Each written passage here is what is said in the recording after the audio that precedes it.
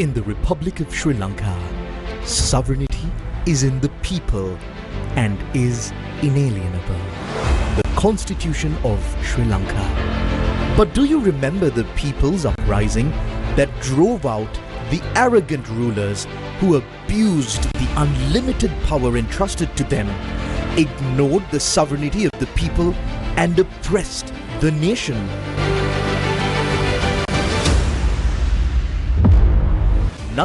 July 9th, 2022.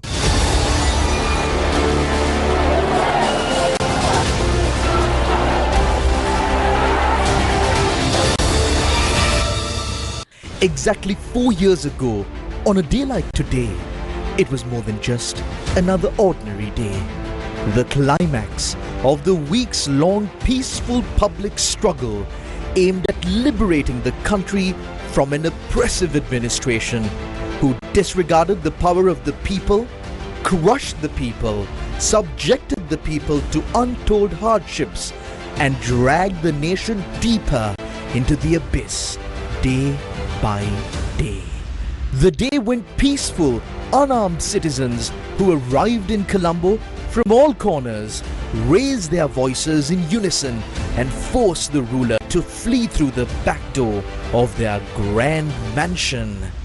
The day when the people, unfazed by bullets and tear gas, demonstrated the true force of their power. The day when the supremacy of the people's sovereignty was reaffirmed once again to the entire world. The day when greedy rulers who clung to power until the very last moment attacked 7 Newsfirst and Sirasa journalists who stood up and voiced their support for the sovereignty of the people.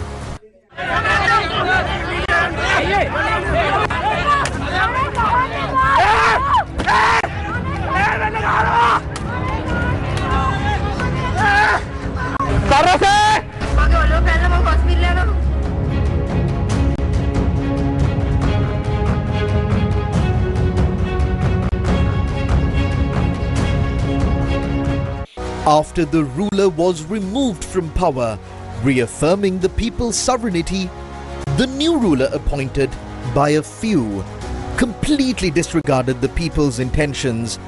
As his first official act within hours of assuming office, he used brute force to attack the people of Sri Lanka.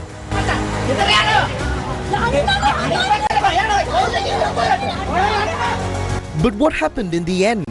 In the first opportunity available to democratically demonstrate the sovereignty of the people, all of these rulers were chased away through a peaceful vote, and a new political force was appointed. At Newsfirst, we have always stood with the people for the preservation of the people's sovereignty. In the face of countless attacks, having our property torched and destroyed, and facing threats and intimidation, we always fought for the people of Sri Lanka. We continue to stand by what we said back then and will continue to do so in the future. The power of the people is greater than the people in power. Always remember that.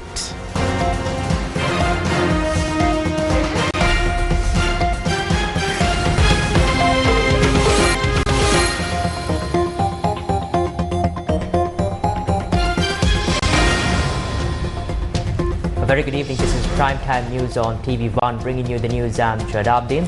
And I'm Shalini Ratnavera. And as always, let's take a look at your headlines first. On Newsfirst. Miraculous surgery in Peradeniya. Conjoined twins successfully separated. Charitabe Singha gave 10 million to the SJB. Deputy Minister Kaushalya reveals. Why are you lying? Sajit Premadasa responds. Money Laundering Act passed with a 2/3 majority. Sajit-led SJB and Podujana Peramuna absent during the vote. Facts in Gotabe's petition to halt Easter Sunday investigations are erroneous. Court was misled. Attorney General informs the Court of Appeal. Did Yoshitha acquire property in the name of Daisy Forest? Revelations in court. FIFA World Cup quarter-final matches start tomorrow. And on to those stories in detail in your top story this evening. Miracles are rare, but they do happen. We start off today's news with details of a medical miracle.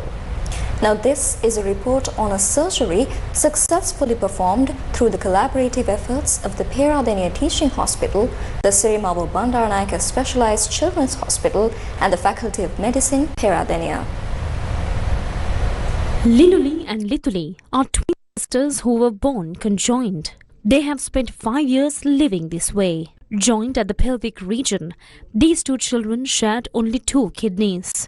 Both kidneys were located in the body of only one of the children. The medical team at the Peradeniya Teaching Hospital succeeded in delivering them through a challenging cesarean section. Since then, for the past 5 years, doctors have continuously studied the possibilities of separating Linuli and Lituli.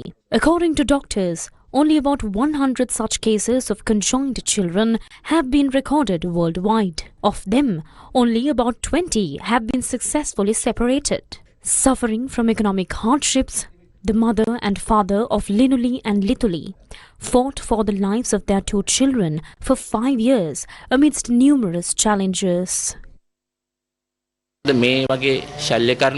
It is very difficult to perform such surgeries in a country like ours.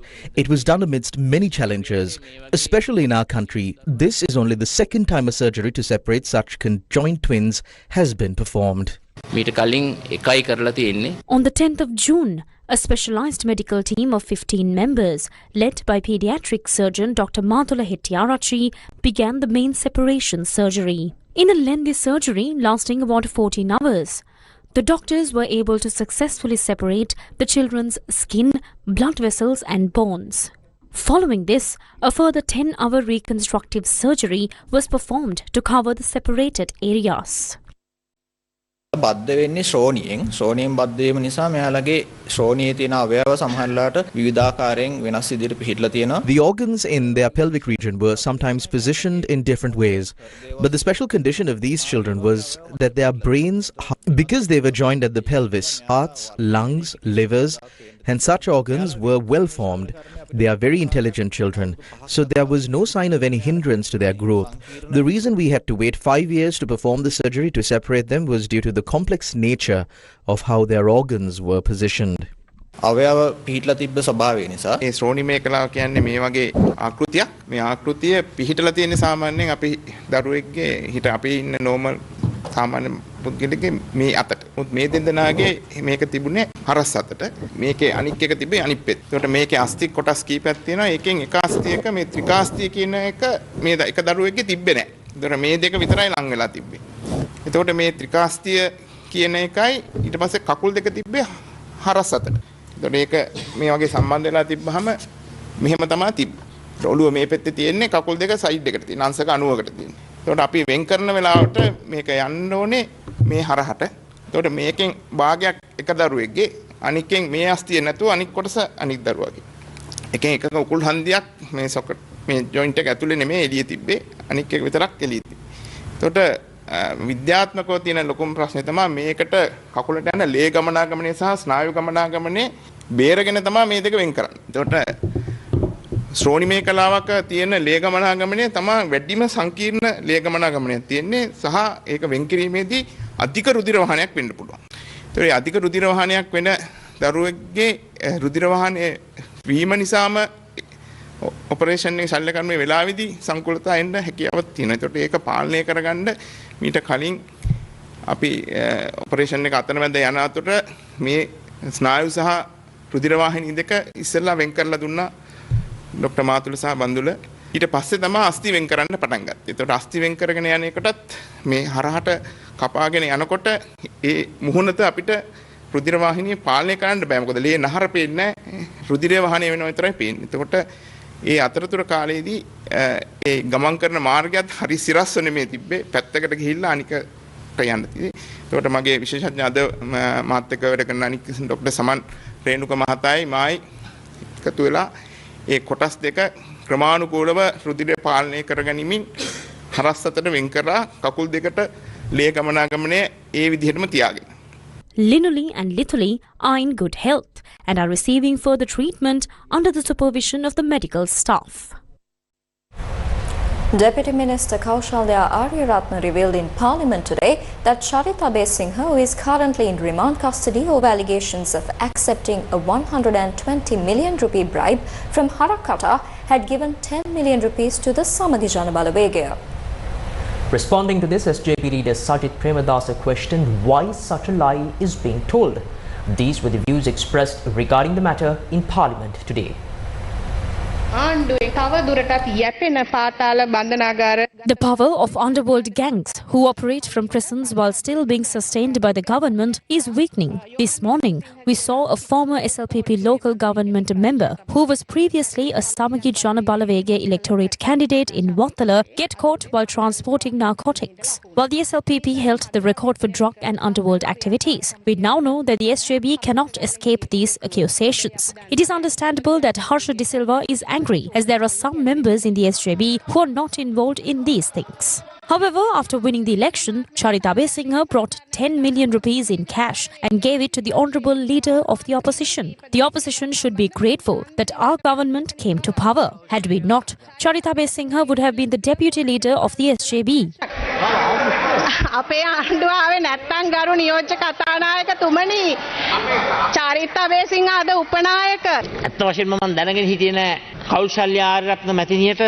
Honestly, I was not aware that Kaushalya Aryaratne had been granted the authority to decide on positions within our party. I would also like to tell her that our party is not governed the same way her party is governed from Pelavatta. Can you say with responsibility that no politician linked to the JVP has ever been caught in drug trafficking or drug usage? You cannot. Can you? There are wrongdoers on every side. Therefore, in truth, what matters most is the action taken when a shortcoming occurs. යම්කිසි අඩුපාඩුවක් සිදු වෙනකොට ඒ තුල ගන්න ක්‍රියාමාර්ගය තමයි ඉතාමත්ම වටින්නේ. අපි කොහෙවත් කුඩු We haven't filled our executive committees with criminals. We don't take payoffs from drug lords or those with international money laundering convictions. I challenged the opposition leader to prove that Charita Besinghe did not hand deliver 10 million rupees to him following the presidential election during the general election campaign. මහ මැතිවරණයේදී චරිතා බේසිංහ රුපියල් කෝටියක් ඔබතුමාට ගෙනල්ලා දුන්නේ නැහැ කියලා පුළුවන් නම් ඔප්පු කරලා පෙන්නන්න.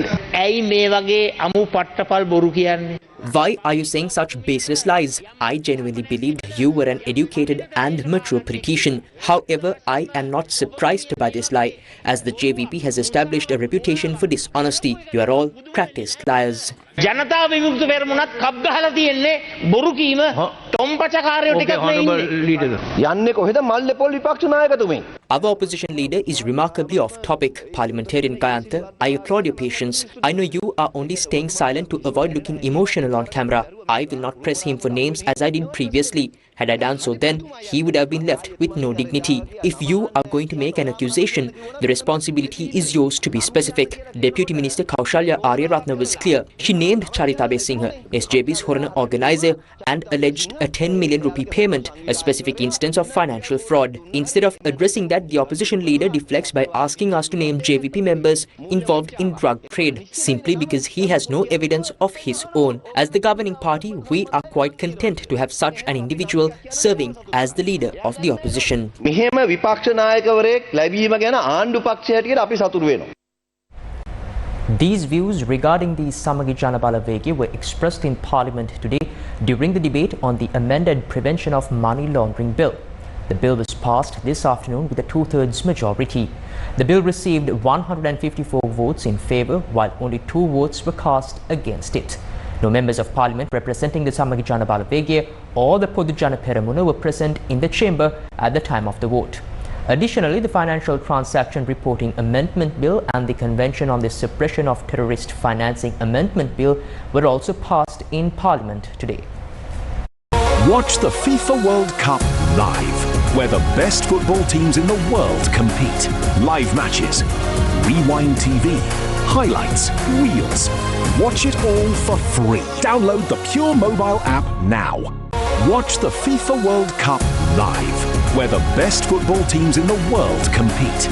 Live matches, Rewind TV, highlights, reels. Watch it all for free. Download the Pure mobile app now. Welcome back to the news. The Attorney General informed the Court of Appeal today that the writ petition filed by former President Gotabaya Rajapaksa seeking an order to prevent his arrest in connection with the Easter Sunday terror attack investigation contains erroneous information and has misled the court by suppressing factual truths. The petition was taken up for consideration for the fourth consecutive day today before a Court of Appeal bench comprising President of the Court of Appeal Justice Rohantha Besurya and Justice Sarath Disanayake. When the petition was taken up, Deputy Solicitor General Suharshi Herath, appearing for the respondents, submitted to the court that the facts presented in the petition were unacceptable. She pointed out that although the petitioner stated in the petition that he had never met Asad Maulana, there are photographs of the petitioner with Asad Maulana and that the petitioner had suppressed these facts in the petition filed before the court. Stating that the court had been misled by filing of the petition while suppressing the truth, the Deputy Solicitor General asserted that the petitioner Gotabaya Rajapaksa had not come before court with clean hands. Suharshi Herath further stated that the second respondent, Shani Abesekara, the director of the Criminal Investigation Department, holds no malicious intent toward the petitioner. She noted that the petitioner's requests pertain to matters concerning fundamental rights and observed that the term quote-unquote obstruction of liberty had been used more than 40 times by the President's counsel appearing for the petitioner during his submissions.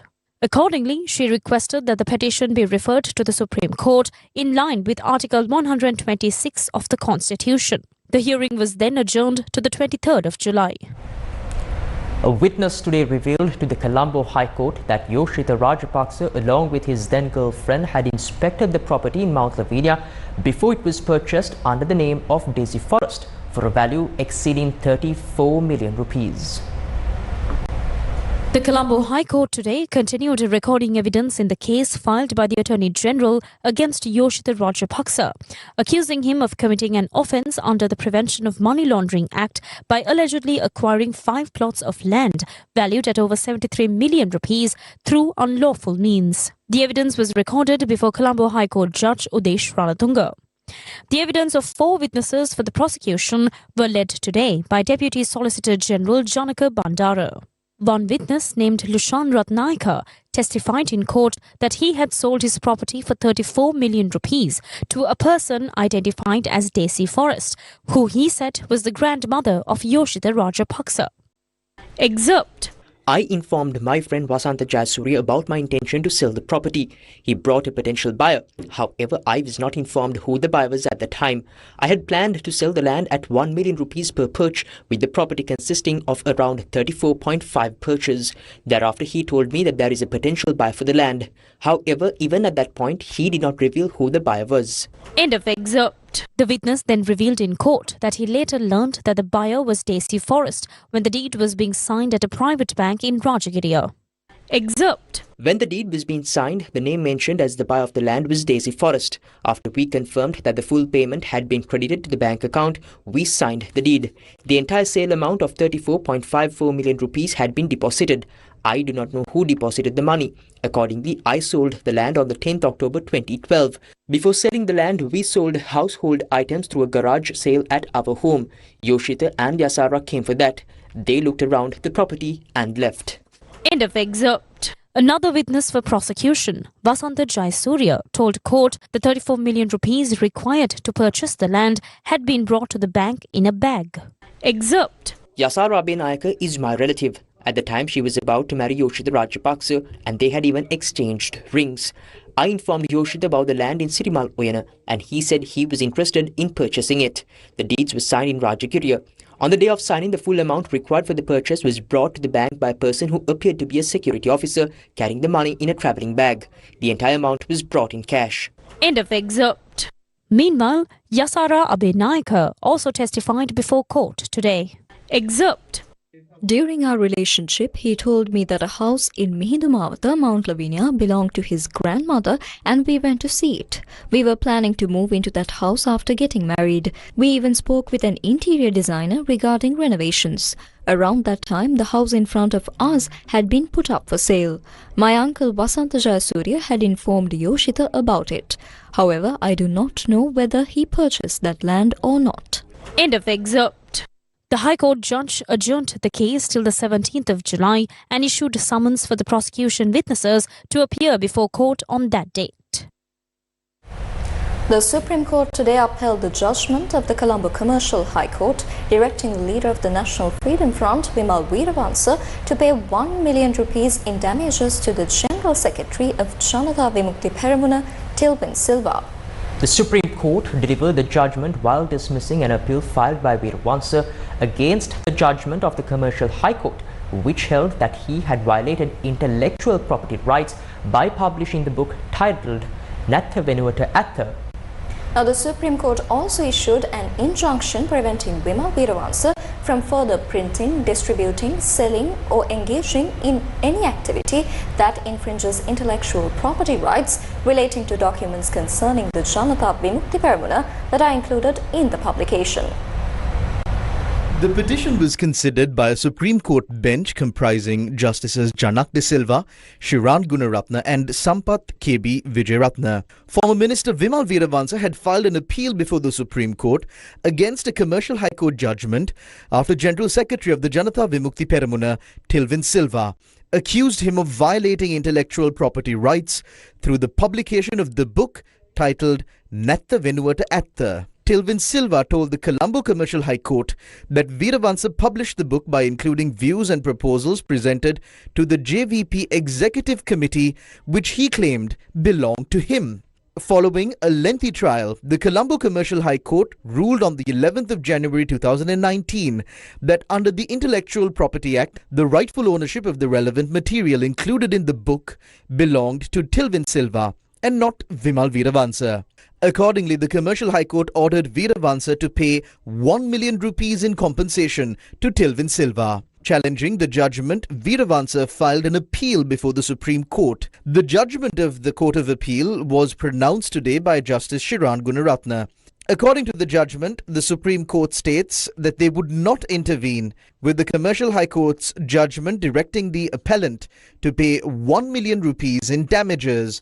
The Supreme Court concluded that the Commercial High Court judge had carefully examined the facts and arrived at the correct decision. However, the Supreme Court amended the interim order issued by the Commercial High Court, which had prevented the publication, sale and distribution of the entire book. Justice Gunaratne stated that the restriction would only apply to the documents belonging to the respondent Tilvin Silva that were included in the publication, preventing their further printing, distribution or sale as part of the book. President's Counsel Salia Pires appeared for Tilvin Silva, while attorney Nishan Premithiratne represented Vimal Weerawansa.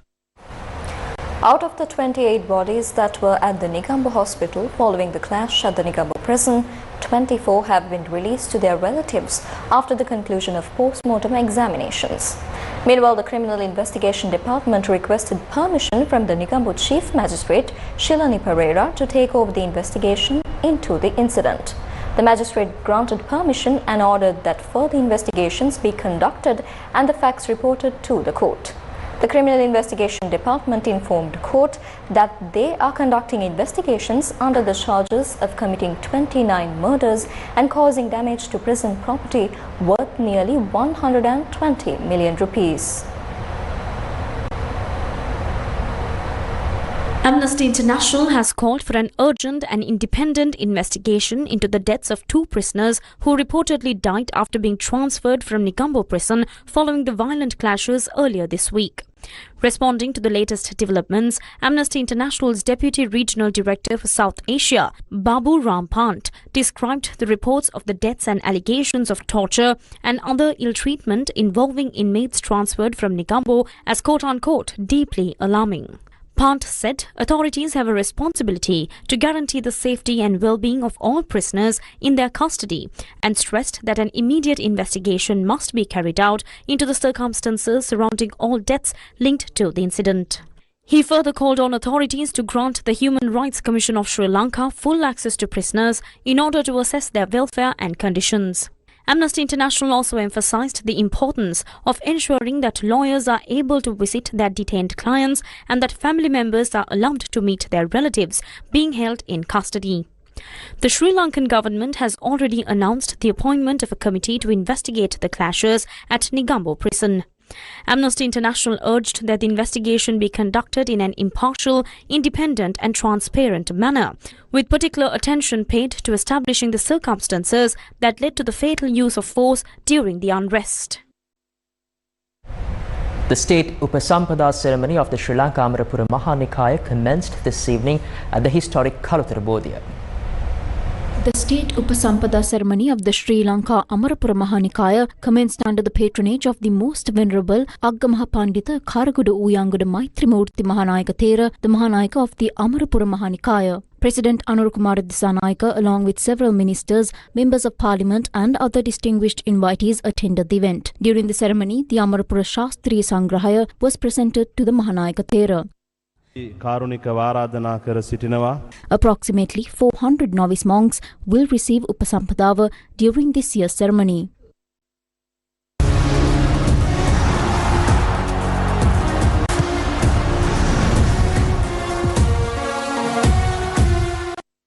Jod, the 2026 FIFA World Cup is entering its most thrilling phase. After weeks of dramatic upsets, unforgettable moments and record-breaking performances, only 8 teams remain in the hunt for football's greatest prize as the quarterfinals get underway tomorrow. Yes, now to bring us more details, we have Onelka Amaratha. Onelka? Yes, thank you, Jawad and Shalini. Now, the most talked about players in this tournament were Portugal's Cristiano Ronaldo, Brazil's Neymar Jr. and Lionel Messi, who are all participating in their final FIFA World Cup. However, only Argentina's Lionel Messi remains in the tournament now. Many are looking forward with hopeful eyes towards France's Kylian Mbappe as the future of football. Now, who are the 2026 FIFA World Cup champions? Let's take a look at the journey of the World Cup tournament from the start-up to the quarter-finals. As the 2026 FIFA World Cup reaches its climax, excitement peaks with the start of the quarter-final stage tomorrow. This historic tournament, the largest ever with 48 participating teams, began on the 11th of June in Mexico City and has already been defined by unpredictable twists. Following a long and fiercely contested group stage, 32 teams advanced to the knockout rounds before the world turned its attention to the intense battle among the top 16 teams. However, this year already delivered several unexpected twists. 5-time world champions Brazil, along with football giants Germany, Portugal and African hopefuls Egypt were all eliminated in the round of 16, leaving France, Morocco, Spain, Belgium, Norway, England, Argentina and Switzerland to the contest the quarterfinal, creating one of the most unpredictable World Cups in the recent memory. Before the tournament began, much of the global attention was focused on 3 legendary figures who have dominated world football for more than 2 decades. Cristiano Ronaldo, Neymar Jr. and Lionel Messi, with predictions that this could be their final World Cup appearance. Every match involving these superstars attracted worldwide attention. However, Portugal and Brazil's early exits brought an end to Ronaldo's and Neymar's World Cup dreams. But Argentina's hope remained alive, carried by Lionel Messi. Having broken numerous records and cemented his place among the greatest players in World Cup history, Messi continues his pursuit of another World Cup title for his nation. The Argentine captain has created history once again, becoming the highest goal scorer in FIFA World Cup history. With his 8 goals in this tournament, Messi's total number of World Cup goals has risen to 21. Standing as a major challenge to Messi's dream is France's electrifying forward Kylian Mbappe. With 7 goals already in this tournament, Mbappe is among the strongest contenders for the Golden Boot. His incredible speed, technical ability and goal-scoring instincts have made him one of the most dangerous attackers in world football today. Another emerging superstar of the new generation is Norway's goal machine, Erling Haaland. making his first ever World Cup appearance. Haaland has already announced his arrival on the biggest stage, scoring 7 goals in 4 matches. Now, the 2026 FIFA World Cup has become more than just a competition between national teams. It has transformed into a historic clash between 2 generations. On one side stand legends such as Lionel Messi. On the other side are future icons like Kylian Mbappe and Erling Haaland, who are beginning to rewrite the history of world football. As records continue to fall and football's greatest stars fight for glory and immortality, the entire world now waits to see who will lift the coveted trophy at the end of this unforgettable journey. The first quarter-final of the tournament will see former world champions France take on Morocco tomorrow. The match will be played at the Boston Stadium in the United States and will kick off at 1:30 a.m. Sri Lankan time. Sri Lanka's licensed broadcast rights for the FIFA World Cup are held by the Maharaja Media Network, with all matches available live on Sirasa TV and TV1 as the race for the football's biggest prize gathers pace.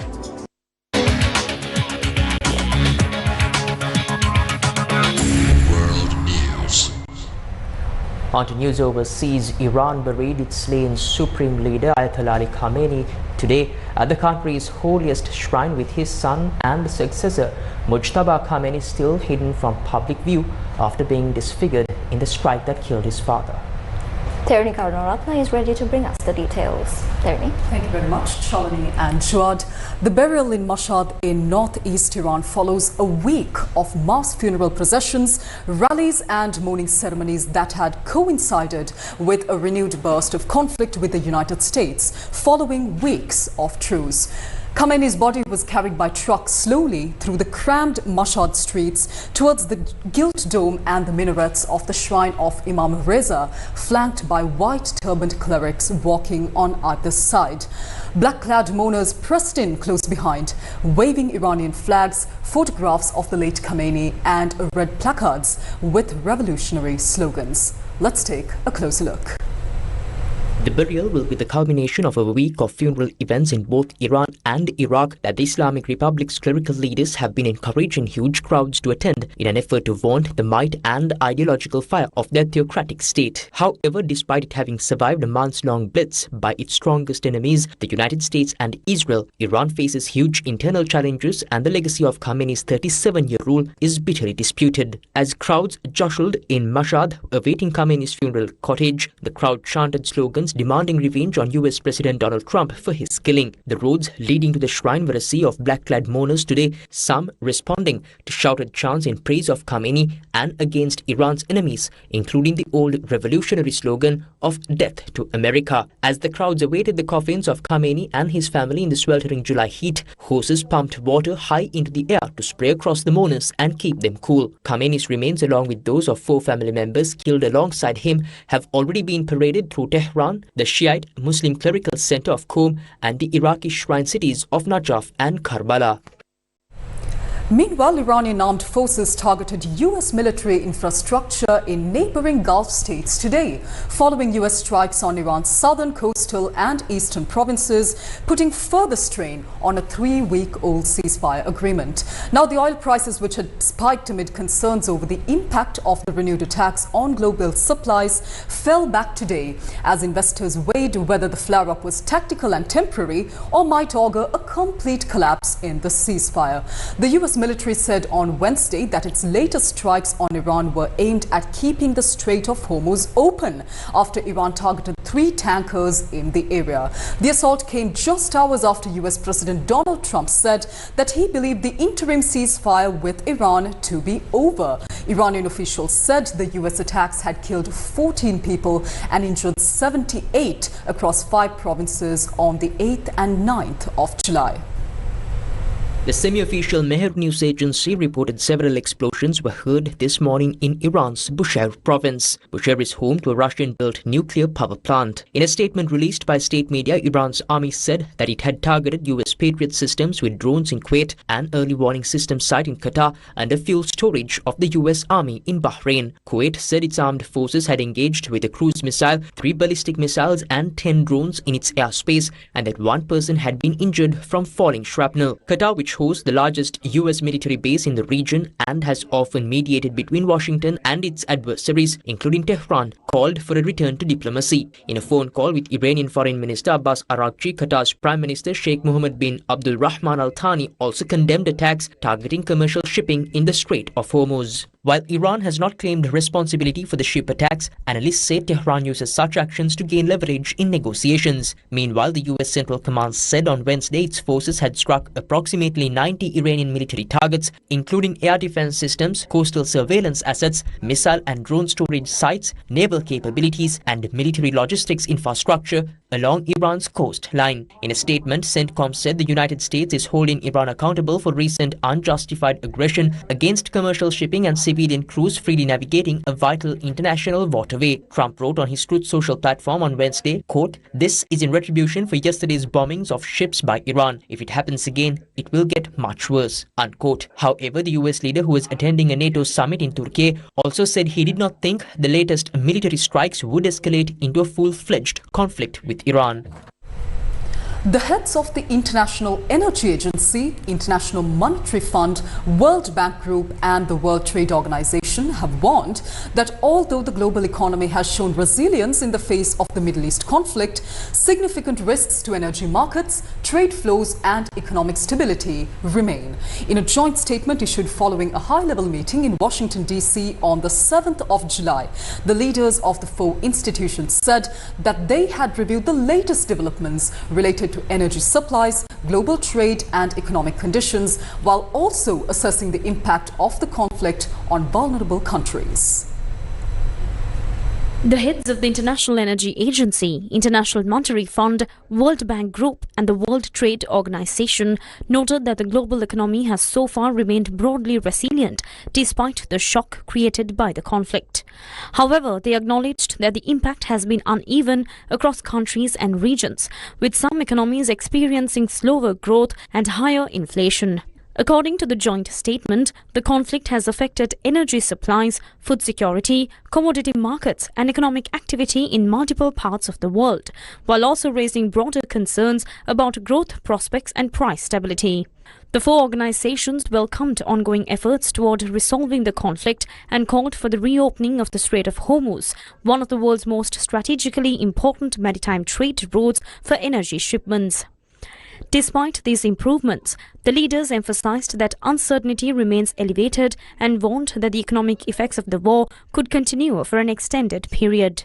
They pointed out that energy markets and international cargo transportation are still facing pressures, with global supply chains remaining vulnerable to further disruptions. The statement urged governments and the international community to remain vigilant and continue working together to uphold freedom of navigation in the Strait of Hormuz and across international waters.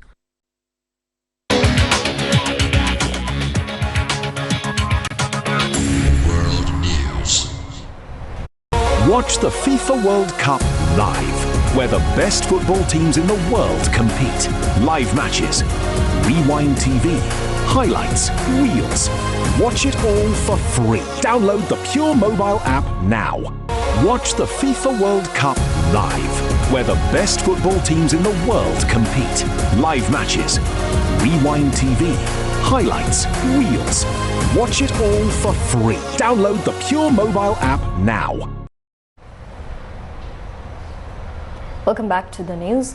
Hambantota International Port recorded its highest ever monthly throughput in both RORO and containers in June 2026, handling 90,219 vehicles and 80,325 TEUs. The dual milestone marks a new high for the port's two fastest growing business segments. It follows a period of proactive operational planning and targeted customer engagement amid uncertainty affecting shipping routes in the Middle East. Hambantota International Port began preparing for potential disruptions in the supply chain as uncertainty around the Strait of Hormuz intensified, ensuring sufficient capacity to accommodate additional volumes and assuring customers of uninterrupted service. The early response helped strengthen customer confidence at a time when shipping lines and cargo owners were seeking greater flexibility and certainty across their networks. The June result builds on Hambantota International Port's rapid growth in 2025, when total cargo throughput rose 175% to 8.24 million metric tons. Container volumes increased from 53,169 TEUs in 2024 to 428,036 TEUs in 2025, marking the port's emergence as a growing container hub alongside its established position in vehicle transshipment. The port has continued to strengthen capacity to support rising volumes. Earlier this year, Hambantota International Port doubled its ro-ro yard capacity and expanded container yard space by 30% in response to changing regional trade flows and growing customer demand. It has also committed $108 million for new container handling equipment as part of plans to increase annual container terminal capacity to 2 million TEUs. Hambantota International Port's container business has gathered further momentum in 2026. In April, the port recorded its highest single vessel container throughput after handling 13,260 TEUs on the MSC Murray Leslie, surpassing two previous records set earlier in the year. The Stop Dengue Now National Dengue Eradication Program continued in the Western Province today.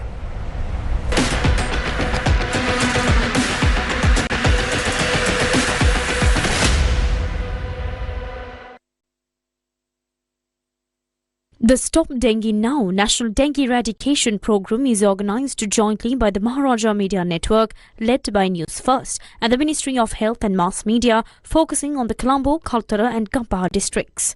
Today, the public awareness programs in the Colombo district were carried out covering the Gammadda MOH division. The Stop Dengue Now National Dengue Eradication Program, launched by the Maharaja Media Network of the Capital Maharaja Group, led by Newsfirst along with the Ministry of Health, is happening for the third consecutive day today. So this program is happening across Colombo, Kalutara and Gampaha, and today we are here at the Borlaskamo Grama Niladhari division. As you can see, the PHI officers are looking for mosquito breeding places, and they found many in this vicinity. Not only PHI officers, there were Air Force officials, Navy officials, doctors, medical officers, media, all of them, as well as the community here. All of them are working together in order to look for these mosquito breeding places. For the Newsfirst team, I'm Nisindhi Jayaratne reporting to you from Borlaskamo Grama Niladhari division. Meanwhile, in the Gampaha district, awareness initiatives were conducted in Dalugama. Another phase of the Stop Dengue Now National Dengue Eradication Program was held today in Horana in the Kalutara district.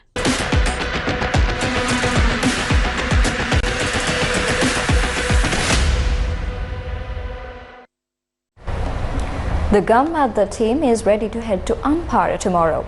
Everything is set to gift yet another project to the people of Sri Lanka who are in need. Mandala Primary School in Panama, Ampara, a school where 122 students pursue their education. For a long time, the biggest issue here had been the lack of clean water.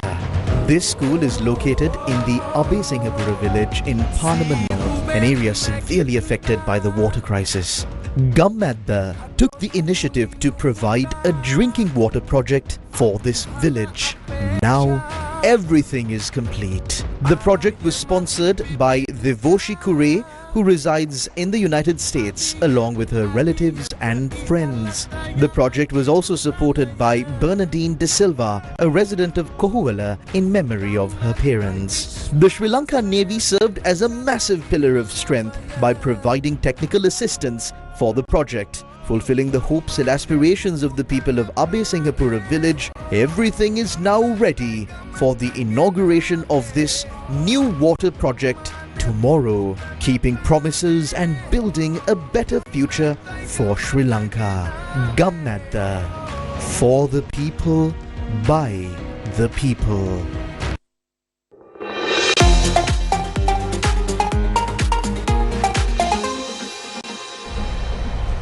As the 2026 school rugby season reaches its climax, Yes FM has officially marked its role as the official radio partner for Royal College Rugby.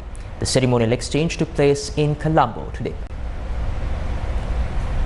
Yes FM has officially entered into partnership as the official radio partner for Royal College Rugby for the 2026 school rugby season. The formal ceremonial exchange took place at the headquarters of the Maharaja Media Network today, signalling a unified focus on the upcoming highly anticipated Rugby Shield encounter.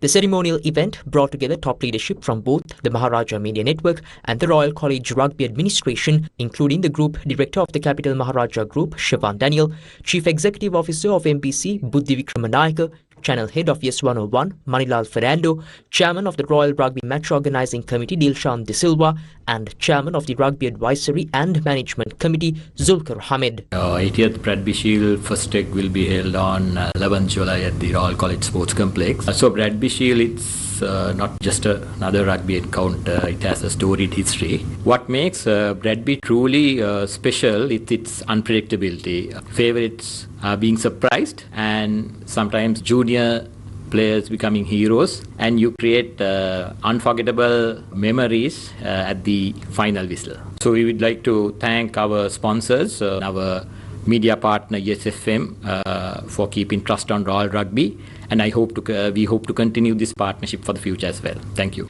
The Rugby Shield, the crown jewel of the Sri Lankan school rugby calendar, remains the sole remaining fixture, making today's event a significant highlight ahead of the final showdown. And that's a wrap of the news for tonight. Thank you for watching. Good night.